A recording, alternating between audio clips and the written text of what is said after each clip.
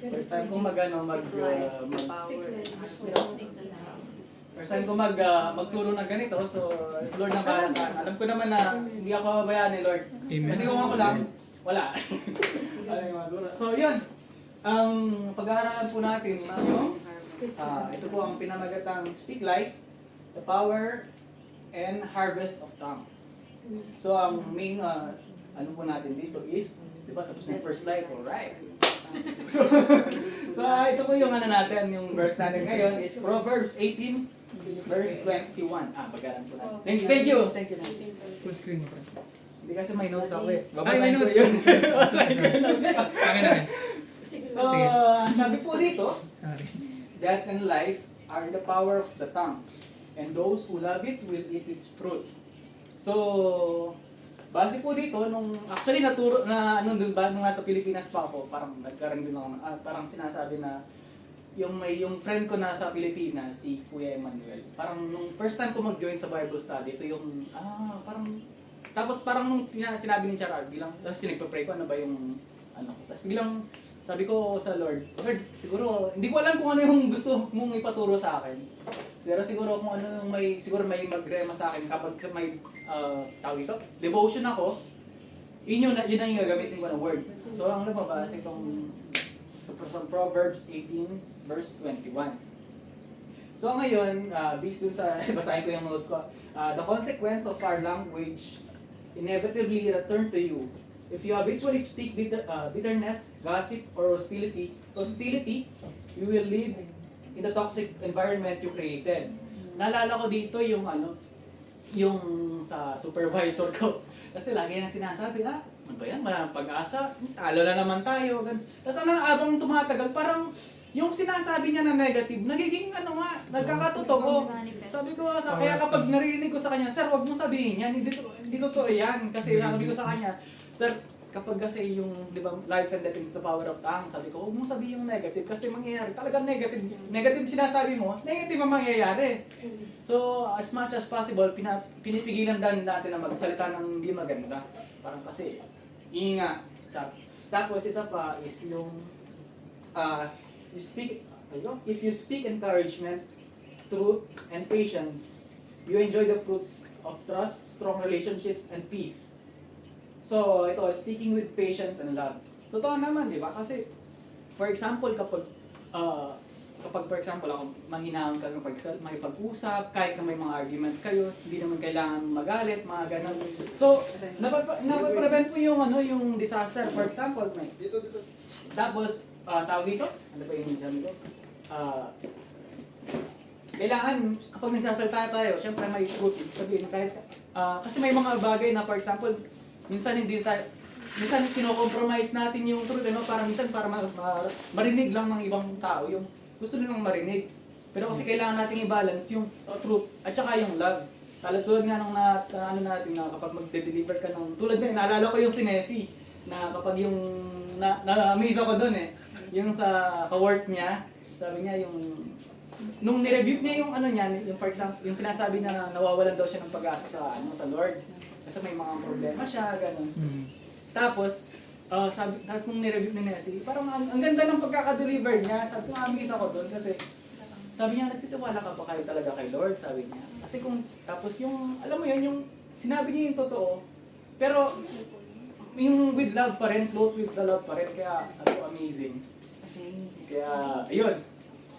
And then, next slide po is, sabi dito is, what we keep saying reveals and reinforces what we believe, ultimately shaping how we believe.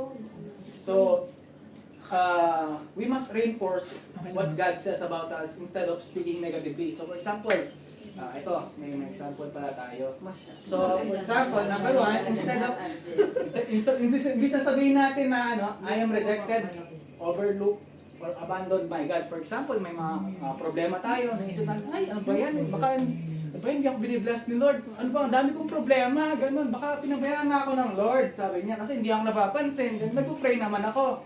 So, yun yung, imbis na sabihin daw natin yun, sabihin natin, I am chosen by God. Kasi, pwede pong pa-check ng, ng Ephesians 1, verse 4 to 5. Kasi pakibasa nga. Anong sabi sa ano? Ephesians ano? 1, 4, 5. 4 to 5. Sige, sige ni Tito. Gusto ko din. Ephesians 1, chapter 1, verse 4 to 5. For he chose us in him before the creation of the world to be holy and blameless in his sight. In love, he predestined us for adoption to sonship through Jesus Christ, in accordance with his pleasure and will. Isa pa nga po, may Tagalog ba? May Tagalog na ano? Tagalog. Tagalog. Tagalog. Efesos. 1, 1, 4, 5. 4 to 5, no? 4 to 5. Ayan, si Ate Jam. Diyan. Okay. Chapter 1, 4, 5. Chapter 4, 5. Hmm. Praise the Lord for... Noong una pa'y itinalaga na niya tayo para maging mga anak niya sa pamamagitan ni Jesus Kristo, ayon na rin ito sa kanyang layunin at kalooban. Purihin natin ang Diyos dahil sa kamangha-mangha niyang biyaya na ibinigay sa atin sa pamamagitan ng kanyang minamahal na anak. Diba? Amazing po, diba? So, nung ginagawa pa niya yung foundation ng mundo, di pa tayo pinapanganak. Pero kilala na tayo ng Lord, pinili na niya tayo.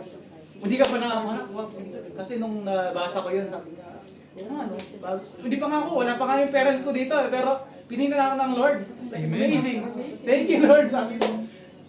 So, yun po, no? Tapos, isa pa, instead of saying, I am an accident or a mistake. For example, For example, ako, pagkakamali lang ako, accident. Wala na, sabi nga natin, wala ang aksidente, di ba? So, imbis na sinasabi natin ganun, sabihin natin na, I am God's workmanship. Ay, pala. Pwede pakibasa po ng, ng Ephesians 2:10? Ephesians 2. 2 verse 10, sorry. Ephesians 2, verse 10. Ephesians 2,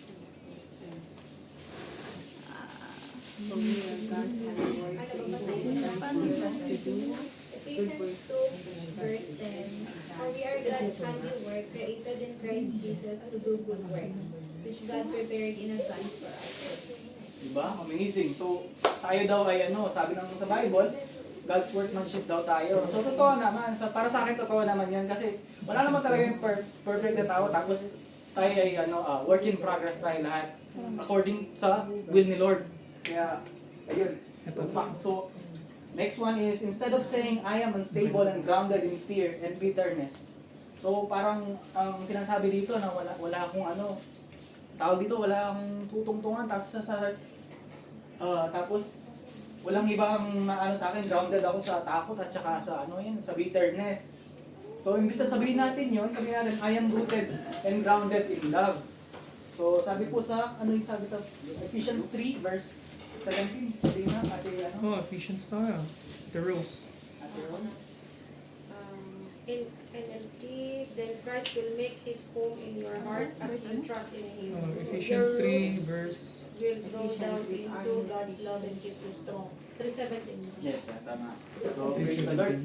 Ephesians 3:17. So, imbis na yung ulitin ko lang po, so imbis na yung mga negative yung mga isipin natin or sabihin natin, kumbaga, speak life niya. Tsaka yung siyempre, huwag natin sabihin yung yung mga ganito kasi galing sa yan eh. Sarili. Or sa kaaway, di ba? Yung ang sabihin natin, kung ano yung sinasabi sa atin ni Lord. Amen. Hindi yung, kasi yung natin, yung kaligtasan natin, yung word natin, hindi dahil sa sinasabi ng ibang tao or sinasabi natin. Ang word natin is galing dun sa sinasabi ng Lord. Through the grace of Lord Jesus Christ. So, yung last one po is yung I am weak and rely on my own strength. Imbis na sabihin natin na, ang hina ako, kasi nga, sa sarili lang ako nagdidepende. So, sabihin natin, I am strong in the Lord. So, pwede pong basuhin sa Ephesians 6, verse 10. Oh, Ephesians Si ano? Grace. Grace. Ephesians 6, verse 10. Finally, be strong in the Lord and in the strength of His might. Sa totoo naman po kasi tayo lahat tayo mga Kristiyano, hindi tayo nagdedepende sa sarili nating kakayanan or sa nating strength. Di ba po? Kasi nag-rely tayo dun sa Lord, sa biyaya niya, sa mercy niya, sa grace niya, sa pagmamahal niya. So, ayun lang po yung mga, imbis na sabihin natin negative, sabihin natin kung anong sinasabi ni Lord. Which is yung, yung katotohanan. Sabi niya sa Word of God. Okay po. So, o yun po. After nun, may mga parallel verses pa ako na related dun sa yung sa Proverbs 18:21. So sabi din dito, pwede kong makibasa. 1, 2, 3. The words of the reckless pierce like swords, but the tongue of the wise brings healing. Ayan, so Amen. yung may note ako dito po, no? Thoughtless or impulsive words act like a sudden weapon strikes. They leave emotional wounds, destroy trust, and inflict lasting damage on a person's spirit. So example, naalala ko yung mga actually nung lalo na hindi pa ako Christian. Mga reckless na kasi for example tayo hindi pa tayo nakakilala kay Lord. Kumbaga, kung anong sabihin mo, hindi mo naman iniisip eh. Hindi mo naman basta kung may nasabi ka, kahit masakit man o hindi, wala ka naman pakialam eh. Kaya ngayon na-realize ko na na may mga nasabi ako na hindi maganda sa may mga kaibigan, mga Tapos naalala ko na sinabi ko, pag nasabi mo na, hindi mo na mababawi. Totoo. Nakasakit ka na eh. Tapos kaya ngayon, minsan naalala ko, sabi ko, sakit ko na ng pinagsasabi ko dun sa sabi ko, abang ginagawa ko to, ako din yung sorry Lord! Ako Totoo. pala yung kumbaga nung binabasa mo yung Proverbs, sabi niya yung full. Parang binabasa, ako na, tayo na! Totoo. Ako na pa yung full ta sa so, yun, mga kumbaga, ako, din ako, nakakonfig ako. So, praise God. Praise Kasi, God, praise God. unti-unti tayong binabago ni Lord, no? Amen. Awa ng Diyos, no? Nababago natin yung mga, at thank you din sa Holy Spirit kasi alam natin na pag may isipin ka pa lang, may sasabihin ka pa lang, kinokonvict ka na. Aanihin mo. Di ba? Ako, no? Yari. Slow to speak. Slow to anger. Next one is your... Next po, pakibasa po. Don't use foul or abusive language. Let everything you say be good and helpful so that your words will be an encouragement to those who hear them. Amen. So, andito ang notes po dito is words shouldn't be used to vent raw anger, attack someone's dignity, or pollute an environment with vulgarity and insult. Eliminating destructive language protects both your character and emotional safety on those around you. So, ito po, itong foul language. Ako din, example lang naman. No? Kasi for example, wala pa ako dito, nasa Pilipinas ako, yung madali lang magmura, ganyan. Sabihin mo na, Yan. for example, may sinabi sa'yo na hindi ko lang, sabihin ko, that's BS. Alam mo na ba yung dati mo? Alam ko ng Yes. Totoo. You are BS me. Ganon. So, yung BS, hindi nga yung Bible study na. Hindi na. Bible study na. Hindi na. Bible study na. Hindi na. Tapos yung pagmumura, parang, di ba, magmumura ka, di ba? Parang, for example, may nagalo ka Mobile Legends, so nagdota ka, pag naano ka, ano naman na? Di ba? Gigil ka. Pastokin mo, tapos, pati yung pamilya, anuhin mo, ganon. Nanuro Diba? na kasi So, ikaw yun. sabi ko, Ang dami pala tinatawagan. sabi ko, Aray ko. Same. para sa akin ata ako, sabi ko. Sabi ko, nung ginagawa ko, Abusive language. para sa akin, sabi ko, thank you Lord, kasi alam mo yun, kung hindi ako nakakilala, baka, ito mga ganun to, ginagawa ko pa rin hanggang ngayon, kung hindi ako niligtas ni Lord Jesus. Amen. Praise the Lord. Praise God. Tapos isa pa pala, ito, na-example ko din, kaya gusto ko rin, yung lumipat din ng work. Kasi yung sa work namin, awa ng Diyos na susurvive ko yung work itself. Pero yung ugali ng, alam mo yung, ayoko nang sabihin, pero Sinasabi mo sa sarili mo lang. kasi yung kapag nagsalita, imbis na, for example, out of 100 out of 100, may nagawa kang 99, yung 1 yung sasabihin sa'yo na, sabi ko, ba't ganon? Ba't ganon? Gusto perfect, hindi naman ako ang Diyos. Si Lord lang ang perfect. So, ganon. Kaya, isa pa, nagkakasala din ako, syempre. Alam mo yung, syempre, pag kasama ang supervisor ko, nadadamay din ako. Which is mali din naman na magpadamay ako na, for example, mag-usap kayo kasi, naiinis kayo sa boss nyo. Pero sabi ko nga sa sabi ko, sir, mali ginagawa natin. Sabi ko, mali ginagawa kasi dapat hindi natin ginagawa natin sa posto eh. Kasi, oo nga eh, pero hindi natin pigilan eh. Pero hindi sabi ko sa sarili ko, hindi excuse yun na na kahit na hindi maganda yung sinasabi ni, alam mo yun yung kapag ginawa ka ng masama, masama din. Hindi rin masama yung babalik mo, dapat So ayun, hanggang ngayon, wino-workout ko pa rin. So si Lord na bahala sa akin na sana tawag dito, mabago ako ni Lord niyo sa ganun. Amen, amen. So, next one po is, babasa po. Those who guard their mouths and their tongues keep themselves from calamity. Amen. Totoo yan. So, next one, for example, venting recklessly about superior or group on a group chat, Ano yan? resulting in a disciplinary action, loss, trust, or termination. Totoo po ito no? For example, nagagalit ka naman sa superior mo, sa boss mo, tapos biglang mag-chat kayo sa biglang may magbuwan ng screenshot, madami. Maano ka pa, worst case scenario, ma-terminate ka. Tapos syempre kapag hindi mo kinokontrol ang galit mo, for example, di ba, may ginawang hindi maganda sa'yo, tapos may nasabi kang hindi maganda. Syempre, imbis na ma-de-escalate yung situation, lalala pa. So, mas maganda kapag, for example, nagagalit tayo, mas maganda na lang na tumahimik na lang na, ay, gaganon ka na lang. Imbis na. So, na lang po tayo, no? Amen. Which is, nag-i-struggle din po ako dito. So, guilty naman po ako dito na Guilty. most of the time, kapag pero, awa ng Diyos, medyo nababawas-bawasan. So, kailangan pa akong i-mold ni Lord sa sa ganitong Amen. part. Next one po is, Let your speech always be with grace.